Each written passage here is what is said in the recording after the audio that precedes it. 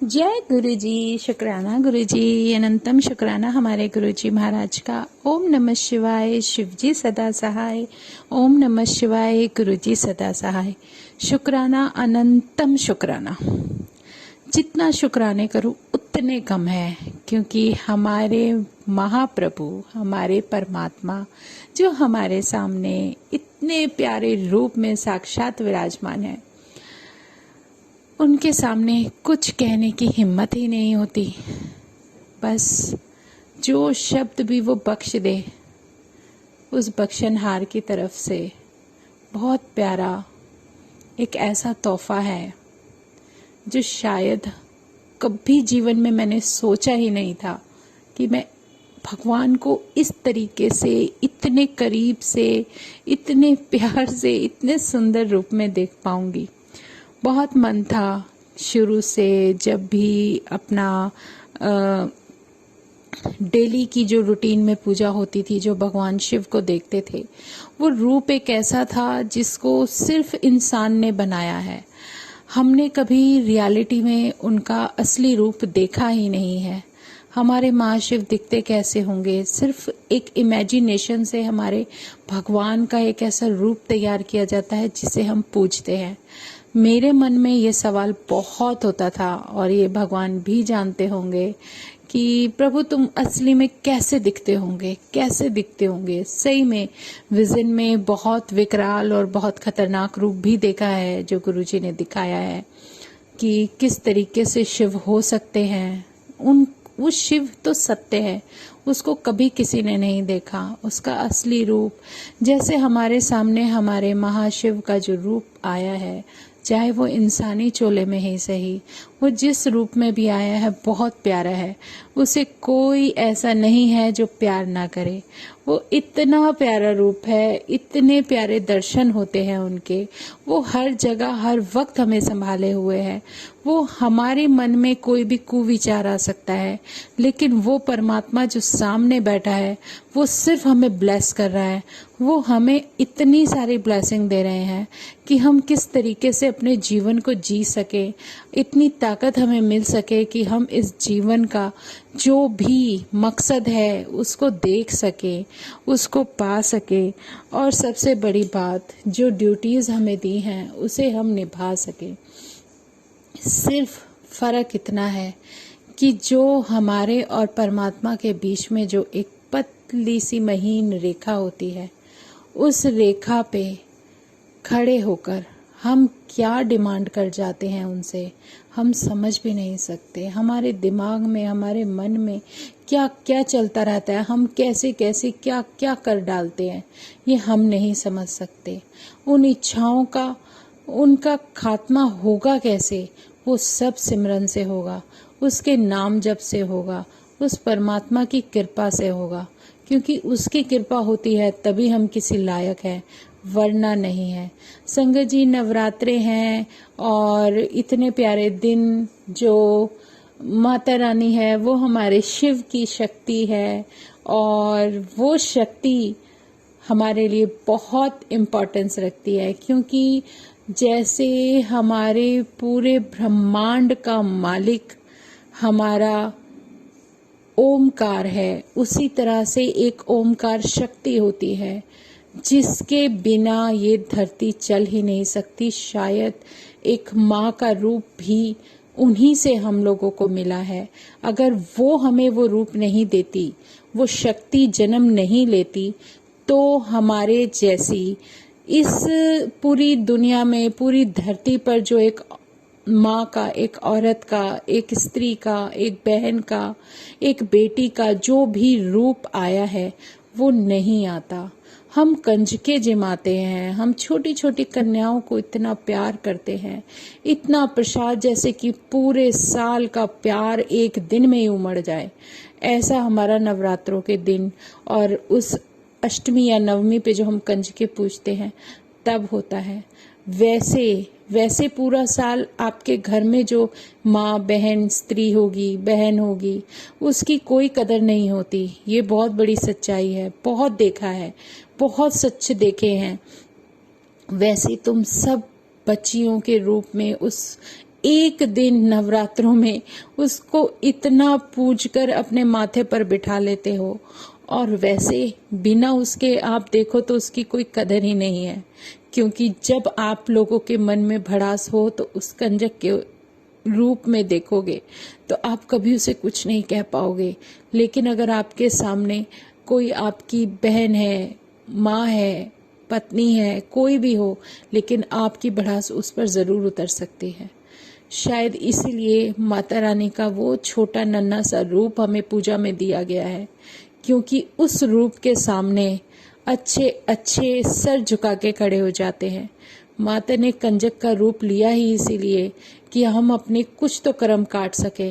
अगर उस एक दिन भी उसके आगे सर झुकाएं तो बहुत सारी ब्लेसिंग वो बेचारी ना चाहे भी वो कंजक हर उस इंसान को माता रानी हर उस व्यक्ति को दे देती है जिसके मन में चाहे कभी भी कुछ भी रहा हो। कहते हैं ना, परमात्मा तो परमात्मा है, उसे उस चीज से मतलब नहीं कि तुम उनसे किस मतलब से बात करते हो, किस तरीके से बात करते हो, कैसे करते हो, तुम्हारे मन में क्या लालच है क्या नहीं है, वो नहीं जानते। वो सब जानते हैं। हमारे मन में ही तो ऐसे विचार हो सकते हैं कि हम ऐसे कर ले, हम ऐसे कर ले, लेकिन नहीं, ये सब नहीं है। सत्य ये है कि जो भी हमारा परमात्मा हमारे लिए दिखाता है, बताता है, अगर हम उन वचनों पर, उन सिद्धांतों पर चलने लगे तो शायद ये धरती ही स्वर्ग बन जाए। लेकिन हर सॉल का अपना कोई एक जर्नी होती है। उसको क्या करना है क्या नहीं करना, उसकी परिस्थितियां उसे इस कदर अपने अंकुश में लेकर रखती हैं कि वो उससे निकलेगा या नहीं निकलेगा, ये सिर्फ उसके मन और इच्छा पर निर्भर करता है। परमात्मा इशारे देता है, वो समझाता है। फर्क सिर्फ इतना है, हम समझे या ना समझे हमें नहीं पता। संगत जी, ये सब भाव तो आते रहते हैं। गुरुजी बहुत कुछ सिखा रहे हैं, बहुत कुछ समझा रहे हैं, बहुत लेसन दे रहे हैं कि हमारे जीवन में हमें करना क्या है। लेकिन उनके जैसा साथ देने वाला कोई ना तो था, ना है, ना कभी होगा। मैं जो नहीं चाहती ना, मेरे दिमाग में चल रहा होता है संगत जी, वो उस कदर उसको सामने करवा के दिखा देते हैं कि आप सोच भी नहीं सकते कि हम कैसे, क्या करें क्या ना करें। हम हमेशा कंफ्यूज रहते हैं। मैं तो ज्यादातर रहती हूँ। शायद इसीलिए गुरुजी ने मेरा हाथ पकड़े कि इसकी कंफ्यूजन सिर्फ मैं ही दूर कर सकता हूँ। सच में मुझे तो बहुत जरूरत थी गुरुजी की, क्योंकि गुरुजी के बिना तो कभी कुछ कर ही नहीं सकते। इतना मेरा परमात्मा मेरे साथ जब मेरे अंग संग अपना एहसास कराता है तो उसके सामने मुझे सब कुछ बेकार लगने लगता है। इसका आशीर्वाद होना बहुत जरूरी है। वो है तो तुम सब कुछ कर सकते हो, क्योंकि जीवन उसी ने दिया है, और ये जीवन जब वो दे रहे हैं तो उसको आगे लेकर जाने की जिम्मेदारी भी उन्हीं की है। तो शुक्राने हमारे गुरुजी महाराज के, अनंतम शुक्राने। आज एक सत्संग मन कर रहा है शेयर करने का। नवरात्रे शुरू हुए हैं संगत जी। ये होगी कोई 3-4 साल पहले की बात, काफी टाइम हो गया इसको। मैंने जब हुआ था तब भी मैंने कोशिश की थी कि उसको एज इट इज बता सकूं, लेकिन कहते हैं ना, हर किसी सॉल को कहाँ शांति मिलती है, कहाँ जर्नी के हिसाब से उसको कब किसकी जरूरत है, ये परमात्मा बहुत अच्छी तरीके से जानता है। मुझे पता नहीं कितने पुराने मंदिरों में लेकर गए हैं गुरुजी, कितने ज्यादा दर्शन उन्होंने कहाँ कहाँ लेकर गए हैं। वो जर्नी उनकी और मेरी एक अलग ही है। लेकिन एक जर्नी में, इस जर्नी में एक जगह जहाँ मेरे महाराज मुझे लेकर गए थे, मेरे परमात्मा जो मुझे अपने साथ लेकर गए थे, वो माँ चिंतपूर्णी का मंदिर था।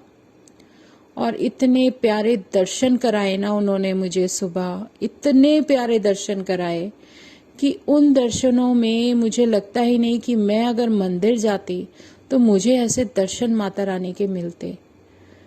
क्योंकि ये सब वही करवा सकता है, कर सकता है, जो जानता है कि हमारे लिए कब क्या ज़रूरी है। ये उस परमात्मा की मर्जी, उसकी कृपा का होना बहुत ज़रूरी है। तो शुक्राने हैं हमारे गुरुजी महाराज के, अनंतम शुक्राने।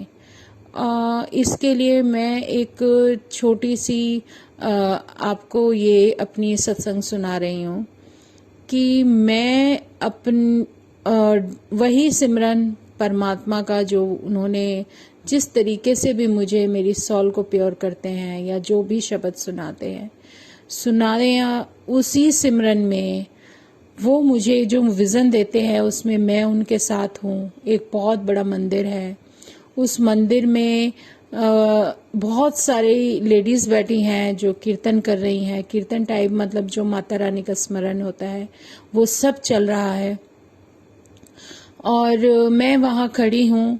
फिर वहाँ से चलते हुए एक ऐसी जगह पहुँचती हूँ जहाँ माता रानी की 3 पिंडियाँ हैं और माँ चिंतपूर्णी के बहुत प्यारे दर्शन। वो ट्रायंगल सी शेप में था, फेस बना हुआ, 3 पिंडियाँ रखी हैं और मैं उनके सामने उनके दर्शन कर रही हूँ और जयकारा लगा रही हूँ, जय माँ चिंतपूर्णी, जय माँ चिंतपूर्णी। और इससे भी बड़ी बात कि मेरे साथ वो शक्ति, वो दिव्य शक्ति मेरे साथ वहाँ चिंतपूर्णी के मंदिर में थी और वो मुझे वहाँ से मेरी उनसे कुछ बात हो रही है कि मैं कैसे एक साइड में एक छोटी सी बिल्कुल ट्रायंगल शेप में, आप यकीन मानोगे बहुत छोटी सी जगह, मैं उनसे ये कह रही गुरुजी से, मैं मैं यहाँ से कैसे निकलूँगी, मुझे तो अपने घर जाना है और मैं अपने घर कैसे जाऊँ, मुझे वही दिख रहा है कि मुझे अपने घर वापस आना है, दर्शन हो गए हैं, अब यहाँ से जाना है तो कैसे जाऊँ, वो सब मुझे दिख रहा है। और वो इतनी छोटी सी जगह, मैंने कहा मैं यहाँ से कैसे निकलूँगी। तब उन्होंने मुझे ये कहा, वो जो दिव्य शक्ति मेरे साथ थी उसने मुझे ये कहा कि तू जयकारा लगा, निकल जाएगी। ऐसा हो ही नहीं सकता कि माँ का नाम ले और तू यहाँ से ना निकले। और सच में मैं अब जैसे आपके साथ सत्संग शेयर कर रही हूँ तो वो एज इट इज़ एक जो पिक्चर होती है ना, वो मेरी आंखों के सामने चल रही है। और मैंने अपने आप को, वो जो मैं चल रही थी, जो यहाँ से वहाँ जा रही थी, वो जो कदम चल रहे थे, वो जो फीलिंग थी, वो सब कुछ इतनी प्यारी फीलिंग थी।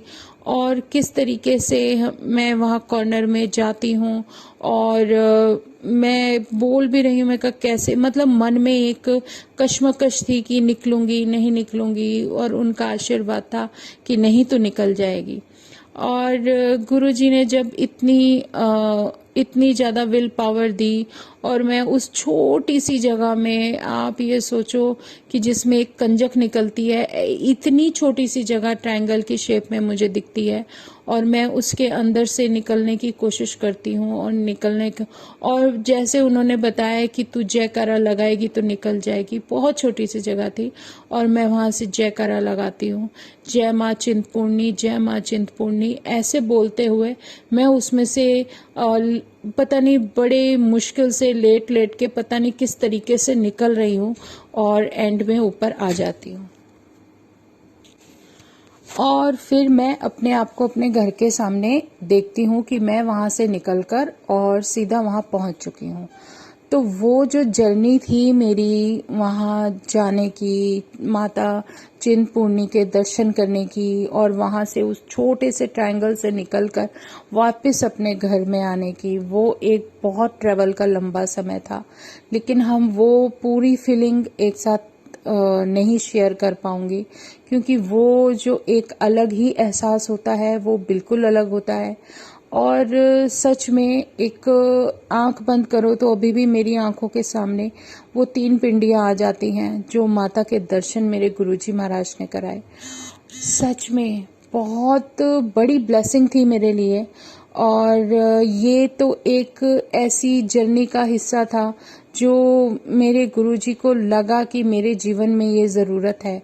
वहाँ की ब्लेसिंग, माँ शक्ति का आशीर्वाद भी ज़रूरी है और उन्होंने वो मुझे दिलवाया। क्योंकि मैं अपनी पूरी लाइफ में वैष्णो देवी सिर्फ एक बार गई, वो भी शादी के बाद, और वो भी मेरा जो बेटा था जो सिजेरियन से हुआ था, वो सिर्फ उसका फर्स्ट जो बर्थडे था उसके बाद मैं वहां पर गई थी। और बड़ी हैरानी की बात है कि बहुत बार प्रोग्राम बने लेकिन मैं वहां नहीं गई, मेरा कभी वहां जाना नहीं हुआ। और एक ही बार दर्शन हुए थे, वो भी भीड़ में थे, पता नहीं कैसे हुए और मैं कैसे वहां चली गई। और इसके बाद अब जब गुरुजी मुझे लेकर गए माँ चिंतपूर्णी के दर्शन करने के लिए, इतने प्यारे दर्शन, इतना प्यारा सफर उनके साथ जो निकला, जो वहां पे, इस बात को काफी समय हो गया संगत जी, लेकिन जब वो शक्ति मेरे साथ थी तो मुझे कभी एक सेकंड भी ऐसा नहीं लगा होगा कि मैं अकेली हूँ। सच में वो तो शुरू से साथ है, बस फर्क इतना है कि हम उस शक्ति का एहसास तभी कर पाते हैं जब वो शक्ति हमें ये बताना चाहती है कि वो हमारे साथ है। तो इसी का शुक्राना, अनंतम शुक्राना, और बहुत बहुत शुक्राना संगत जी और गुरु जी, सबको इसी तरीके से ब्लेस करें और हमें उनका आशीर्वाद, उनकी ब्लेसिंग, उनका प्यार मिलता रहे। तो जय गुरु जी। आज हम सत्संग यहीं विराम करते हैं, कल फिर हम अपने भगवान की वडियाई करेंगे। तो शुक्राना गुरु जी महाराज का, अनंतम शुक्राना। जय गुरु जी, जय जय गुरु जी। शुक्राना गुरु जी। ओम नमः शिवाय, शिवजी सदा सहाय। ओम नमः शिवाय, गुरुजी सदा सहाय। शुक्राना शुक्राना, अनंतम शुक्राना। बस अब हमारे अंग संग हमेशा ऐसे ही रहना कि परमात्मा को कभी किसी चीज की जरूरत नहीं, वो सिर्फ हमारी जो कश्मकश होती है ना उसको दूर करने के लिए अपने रूप और अपने दर्शन देते हैं, वरना वो हमेशा हर किसी के साथ है, हर किसी की रूप में, हर किसी रूप में। बस पहचानने की कहते हैं ना कि अकल तभी आती है जब वो चाहते हैं। जय गुरु जी, शुक्राना गुरु जी।